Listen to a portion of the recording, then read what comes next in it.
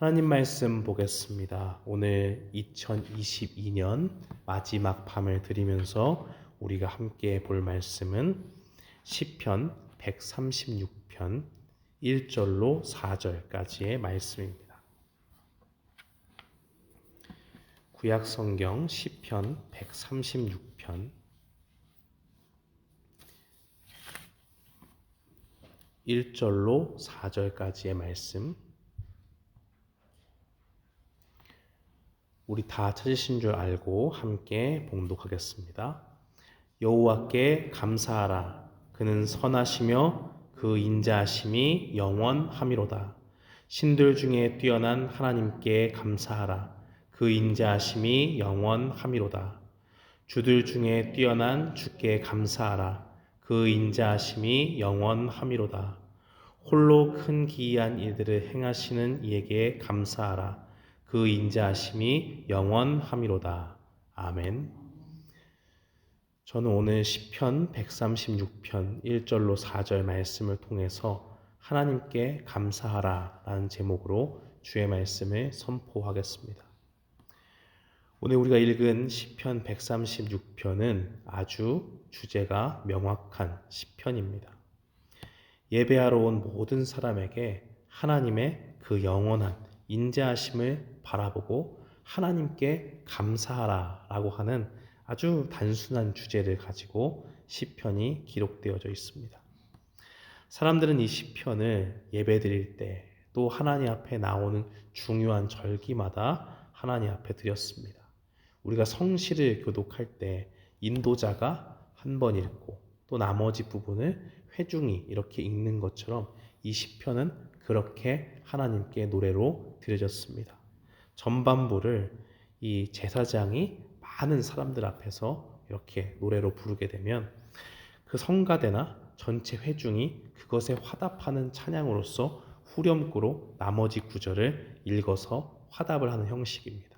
그러니까 제사장이 1절 말씀을 예로 들면 여호와께 감사하라 라고 그렇게 이야기하면 회중이 그는 선하시며 그 인자하심이 영원하미로다 라고 하면서 온 이 예배가 하나님 앞에 감사함으로 드려지는 그러한 모습을 우리는 상상할 수 있습니다.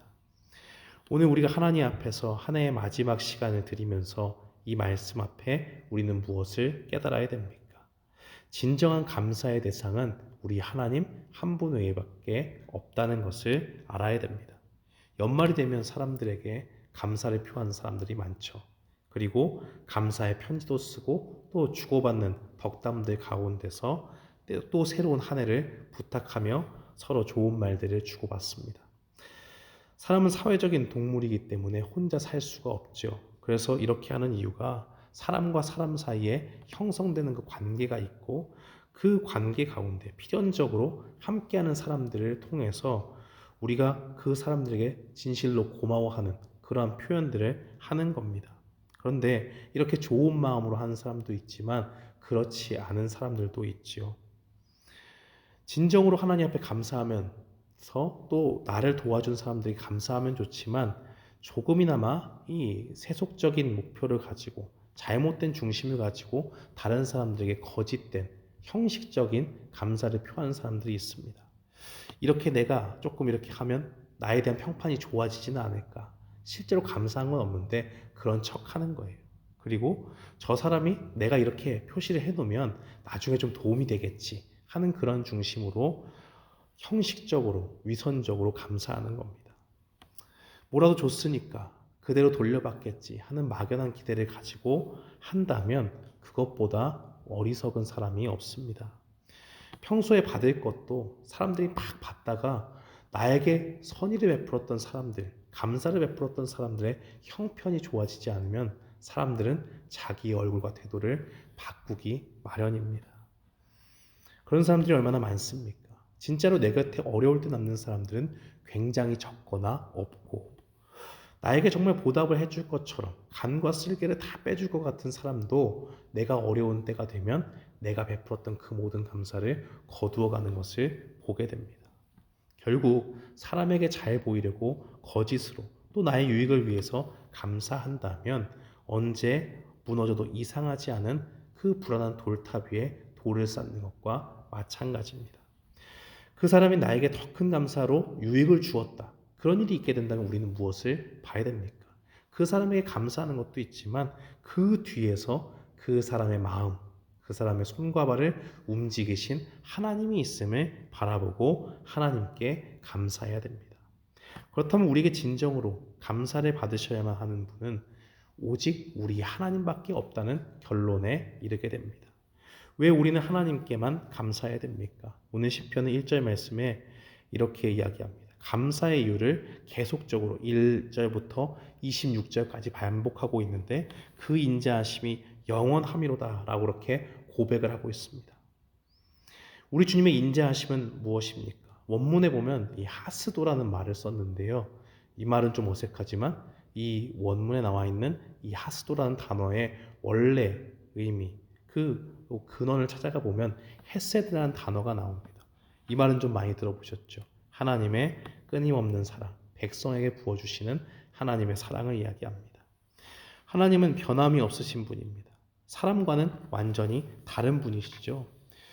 그런데 우리 하나님은 한번 우리에게 사랑을 베푸셨으면 끝까지 우리를 책임져 주십니다. 우리는 이 사실을 어떻게 알 수 있습니까? 출애굽한 백성들을 부르실 때 그 하나님께서 그들에게 내가 여호와다라는 이름을 주시고 1절 말씀은 그 여호와 하나님이 어떤 분이라 말합니까? 그는 선하신 분이다라고 그렇게 증거합니다. 여호와 하나님이 선하다고 말할 수 있는 근거는 무엇입니까? 우리의 삶이 아무리 힘들고 우여곡절이 많아도 결국 주님이 보시기에 가장 좋은 길로 우리를 인도해 주신다는 데 있습니다. 출애굽기 2장에 보면 하나님은 애굽에서 종살이하던 백성들을 그대로 놔두지 않고 그들의 소리를 들으셨습니다. 아브라함 때부터 약속했던 가나안 땅을 보장한 그 약속을 기억하시고 그들이 부르실 때 그것을 들으시고 그들을 돌보셨다, 기억하셨다 말씀합니다. 약속하신 바가 벌써 400년이나 지났는데 그 시절들을 잊지 않고 기억하셨습니다. 그리고 결국 그들을 가나안 땅으로 인도해 내십니다.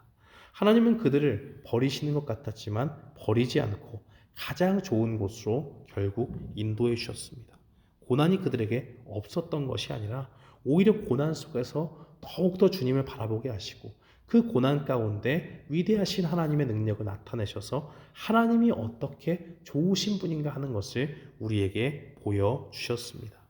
이 선하신 하나님의 성품이 이 땅에 나타나신 모습으로 보여주신 것이 예수님이죠. 예수님은 자기를 선한 목자라고 하셨고 그 선한 목자이신 예수님은 나를 보면 아버지를 본 것과 같다 말씀하셨습니다. 아버지를 반영하는 아들이 이 땅에 오셔서 선하신 하나님을 보여주시고 모든 사람들에게 자기의 목숨까지 내어주시는 그 사랑을 보여주심으로써 하나님의 사랑을 표현하셨습니다. 바로 그렇기 때문에 우리가 감사해야 될 분, 그 선하신 주님을 바라보면서 우리가 오직 감사해야 될 분은 하나님밖에 없다라고 우리는 바라봐야 됩니다. 또 2절 말씀에서는 신 중에 가장 뛰어난 신이 하나님이다 라고 그렇게 이야기하고 있습니다. 다른 신과는 비교할 수 없는 그 신이 바로 하나님이라는 겁니다. 우상과도 비교할 수 없는 헛된 우상은 아무 능력이 없죠. 그리고 애굽의 10가지 재앙으로 그 신들 하나하나가 무너지는 것을 보게 되었습니다. 그것을 통해서 하나님은 무엇을 보여줍니까? 우리를 돌보시고 한없는 사랑으로 이끄신 분이 전능하신 분임을 우리에게 보여줍니다. 그렇기 때문에 이 전능하신 하나님이 우리를 나의 백성이라 말씀하시고 우리를 사랑 가운데 좋은 길로 인도하시는 분이니 우리는 하나님 앞에 감사할 수밖에 없는 겁니다. 3절 말씀에 보면 우리가 하나님께 감사의 이유를 무엇라고 말하고 있습니까? 우리 하나님께서 약속을 지키시고 선하신 분이며 또 전능하신 분일 뿐 아니라 온 세상의 참된 주인이 되신다 말하고 있습니다. 4절 말씀에 보면요. 우리가 하나님께 감사해야 될 이유, 그 누구의 도움도 없이 홀로 큰 기이한 일을 하신 분이다 라고 그렇게 말하면서 우리가 하나님께 감사해야 될 이유를 보여주고 있습니다. 사랑하는 성도 여러분, 하나님께서 세상을 창조하실 때 그 모든 일들은 우리의 생각을 넘어서 있는 크고 기이한 일들입니다. 그 가운데서 창조의 능력뿐만 아니라 그 출애굽의 백성들을 인도하셔서 가장 좋은 길로 인도하실 때 보여주신 주님의 권능의 역사는 우리의 생각을 넘어서 우리의 능력 밖에서 기대할 수 없었던 그러한 모든 것들임을 우리는 분명히 보게 됩니다. 그런 모든 것들을 통해서 우리는 무엇을 바라보게 됩니까? 한없는 사랑으로 기이한 일들을 행하시고 우리 가운데 구원의 은혜를 베푸시는 그 주님께서 우리를 끝까지 책임져 주시는 사랑의 하나님으로 우리에게 계시다는 겁니다.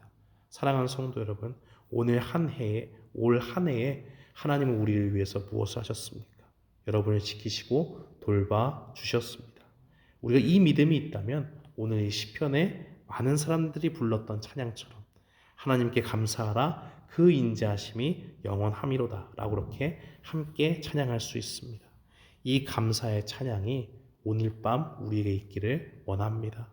오늘 밤뿐만이 아니라 오늘로부터 평생에까지 우리의 삶 가운데 풍성이 드러나서 우리의 삶의 모든 순간순간마다 하나님의 그 영원하신 사랑, 그 한이 없는 헤세드의 사랑이 우리 가운데 부어지기를 늘 주님 앞에 기대하고 하나님께만 감사의 찬양을 올려드리는 우리 모두가 되기를 주님의 이름으로 축원합니다. 아멘. 우리 2023년 첫날 첫 시간에 하나님께서 우리에게 주시는 말씀은 에베소서 4장 13절에서 16절 말씀입니다. 신약성경 에베소서 4장 13절에서 16절 말씀 다 찾으신 줄 알고 하나님의 말씀 합독하여 한 목소리로 읽도록 하겠습니다. 우리가 다 하나님의 아들을 믿는 것과 아는 일에 하나가 되어 온전한 사람을 이루어 그리스도의 장성한 분량이 충만한 데까지 이르리니 이는 우리가 이제부터 어린아이가 되지 아니하여 사람의 속임수와 간사한 유혹에 빠져 온갖 교훈의 풍조에 밀려 요동하지 않게 하려 함이라. 오직 사랑 안에서 참된 것을 하여 범사에 그에게까지 자랄지라. 그는 머리니 곧 그리스도라. 그에게서 온몸이 각 마디를 통하여 도움을 받음으로 연결되고 결합되어 각 지체의 분량대로 역사하여 그 몸을 자라게 하며 사랑 안에서 스스로 세우느니라. 아멘. 저는 오늘 본문 말씀을 통해서 그리스도께로 자랄지라 라는 제목으로 하나님의 말씀을 선포하겠습니다. 일본에서 가장 존경받는 경영인 중에 이나모리 카즈오라는 분이 계십니다. 지금은 돌아가셨지만 살아계셨을 때 이분의 별명이 경영의 신이었어요. 젊은 시절에 그는 교세라 그룹을 만들어서 세계 100대 기업으로 성장시켰고 은퇴 이후에도 일본 항공을 인수해서 파산했던 상태를 1년 만에 흑자로 만들어 놓았습니다. 이분이 자신의 경영 철학을 The Power of Thinking 이라는 책에서 이렇게 말합니다. 일의 결과는 능력과 노력 그리고 사고방식을 모두 곱한 값이다. 아무리 사람이 능력이 좋더라도 아무리 노력을 많이 투입한다 할지라도 부정적 사고방식을 가진 이에게서는 좋은 결과가 나올 수 없다. 따라서 사고방식이 가장 중요하다. 또 이분이 한 번 더 덧붙이는 것은 더 이상 안 될 것 같은 때가 바로 시작하는 지점이다. 라고 이야기했습니다. 아주 단순하지만 힘이 있는 말입니다. 긍정적으로 사고하고 포기하지 말라라는 말이죠. 새해를 시작할 때 우리는 이런 생각들을 한 번쯤은 해보았을 것입니다. 긍정적으로 생각하고 이제 새로운 마음으로 새롭게 시작해야겠다. 이제 2022년 새로운 한 해가 시작되었습니다. 사랑하는 교우 여러분, 올 한 해 어떠한 계획으로, 어떠한 생각으로 살아가시길 원하십니까? 올해는 운동을 꾸준히 해서 건강을 잘 관리해야겠다. 또 퇴근하고 와서 평상시에 공부하고 싶었던 자기 개발을 계속해야겠다. 여러 가지가 있을 것입니다. 또 영적으로는 하나님께서 나를 부르셨을 때 그 부름에 순종해야겠다. 하나님이 나에게 어떠한 명령을 하시든 그 명령에 따라야겠다. 생각이 가지는 신앙의 깊이는 어마무시합니다. 머리로 생각할 때에는 내가 어떠한 것이든 할 수 있을 것 같아요. 그러나 문제는 내가 행동하는 신앙의 깊이가 나의 생각의 깊이까지 따라올 수 있는가? 내 삶에서 행동이 있는가? 삶이 따라오는 신앙이 있는가 하는 것입니다. 사랑하는 피스메이커 교우 여러분, 우리는 긍정적인 생각만으로 살아가는 사람들이 아니라 그보다도 더 깊고 더 높은 차원을 소망해야 합니다. 우리는 긍정적으로 생각하는 것을 넘어서서 성장하고 열매 맺는 그리스도인이 되어야 합니다. 이를 위해서 주님께서 우리에게 두 가지의 권면을 말씀하십니다. 첫째는 성장하고 열매 맺는 한 해를 위해서 예수 그리스도와 연합하라 권면하십니다. 오늘 13절 말씀에 우리가 다 하나님의 아들을 믿는 것과 아는 일에 하나가 되어 온전한 사람을 이루어 라고 말하고 있습니다. 하나가 된다는 말의 또 다른 말은 연합한다라는 말입니다. 우리가 하나님의 아들과 연합함으로 내가 믿는 것과 아는 것에 일치가 이루어지는 온전한 사람이 되어야 합니다. 우리가 신앙을 키우고 신앙이 자라는 데 있어서 제일 필요로 하는 것이 바로 그리스도를 아는 지식입니다. 예수님을 아는 지식은 우리의 성장의 결정적인 것입니다. 여기서 안다라는 말이 아주 독특하고 특별한데요. 이것은 단지 어떤 정보를 습득하는 지식을 말하는 것이 아니라 부부가 서로의 관계에서 서로가 서로를 경험적으로 아는, 관계적으로 아는 그런 의미가 강조되는 안다입니다. 그러니까 우리가 예수 그리스도를 안다라는 말은 예수님과 우리 사이의 친밀한 사귐과 관계 안에서 이루어지는 인격적인 암인 것입니다. 예수 그리스도를 인격적으로 아는 것, 이것이 우리의 성장과 열매 맺는 삶에 가장 중요한 것입니다.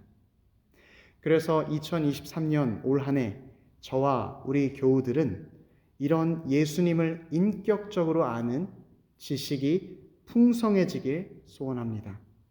어떤 정보가 많아지는 것이 아니라 우리의 인격이 예수 그리스도를 더 알고 더 가까이 하길 원하고 더 사랑하길 원해서 주와 연합한 관계로 살아가길 소망합니다.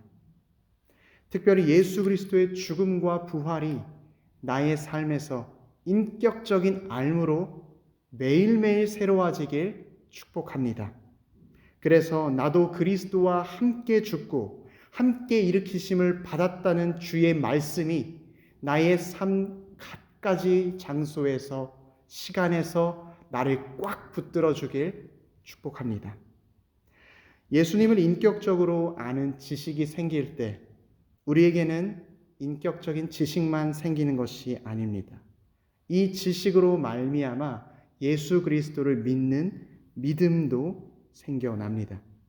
내가 예수 그리스도를 알기 때문에 그분을 더욱 의지하고 그분을 더욱 신뢰하고 그분께 나를 더욱 맡기게 되는 것입니다.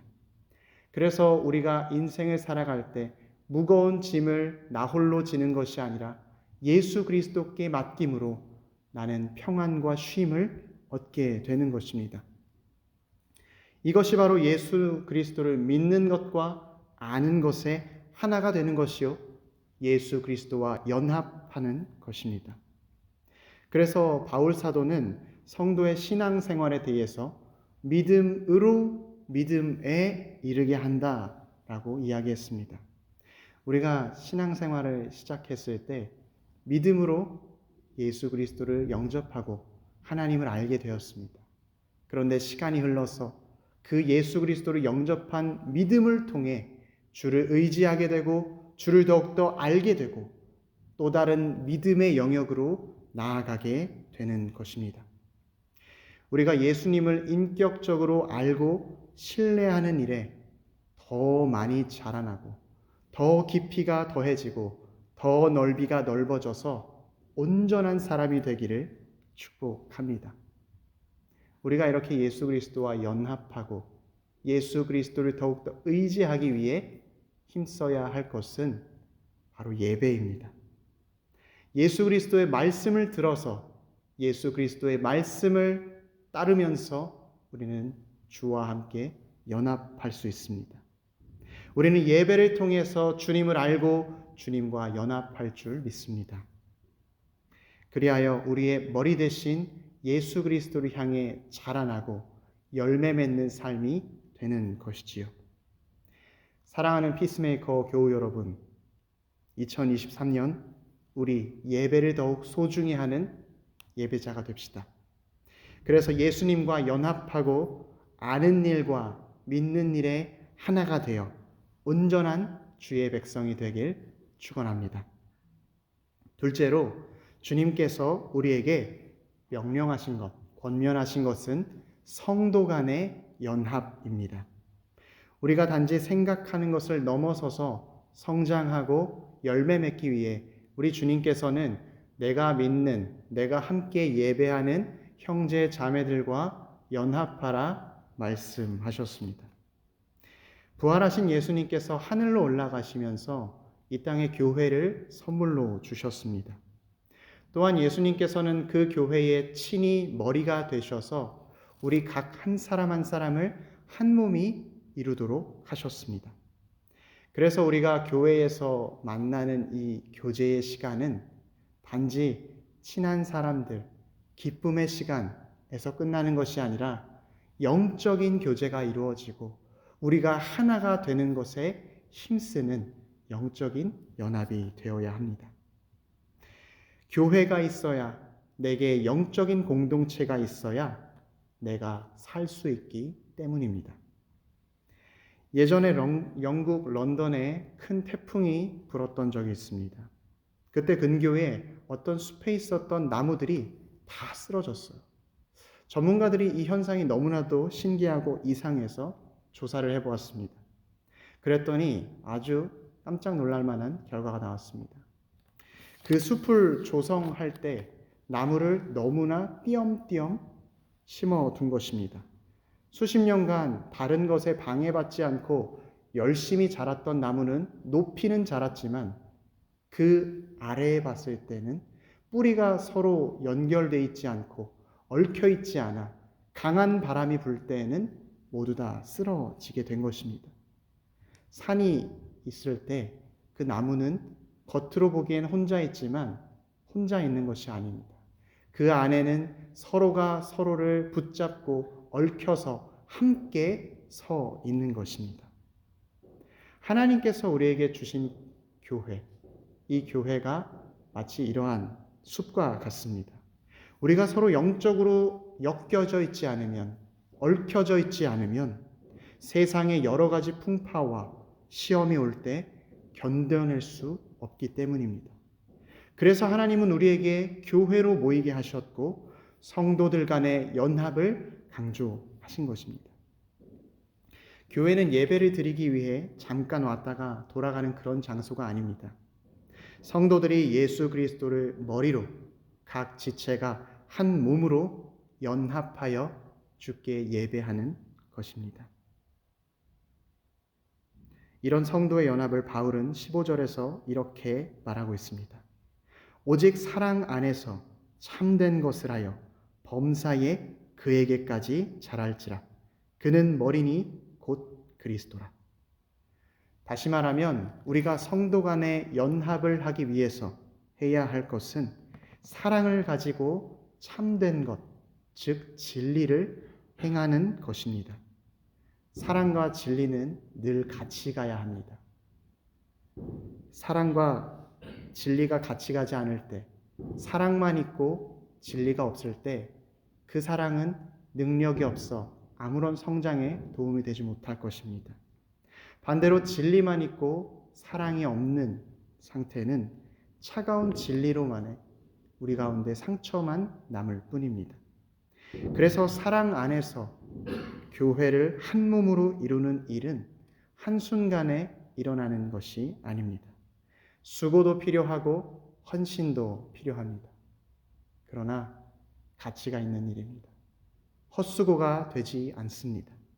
우리가 수고하고 헌신한 교회 공동체가 우리의 믿음을 지켜주는 구원의 방주가 되기 때문입니다. 그리스도인은 하나님의 말씀을 자기에게 말해줄 또 다른 그리스도인을 필요로 합니다.